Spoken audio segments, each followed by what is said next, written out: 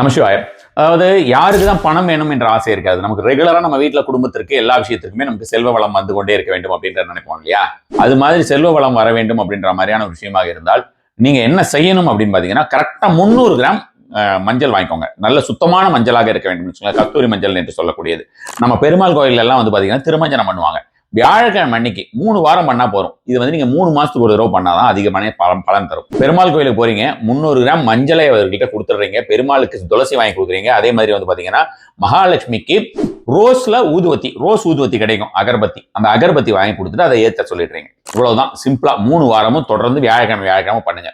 அதுக்கப்புறம் வந்து பாத்தீங்கன்னா ஒரு 3 மந்த்ஸ்க்கு ஒரு தடவை இதை ரிப்பீட் பண்ணுங்க. இதே மாதிரி 300 கிராம் மஞ்சள் அதை கொடுத்தா அவங்களுக்கு யூஸ் பண்ணிக்க சொல்ற மாதிரியான விஷயமாக, கோயிலில் வந்து அவங்க திருமஞ்சனம் பண்றதுக்கு யூஸ் பண்ற மாதிரியான விஷயமாக செய்து பாருங்கள். உங்களுக்கு ரெகுலரா உங்களுக்கு பணவரத்து அப்படிங்கிறதுக்கு எந்த ஒரு குறையுமே இல்லாமல் அதிகப்படியாக வந்து கொண்டே இருப்பதாக உங்களுடைய வாழ்க்கை மாறும். நமசிவாய.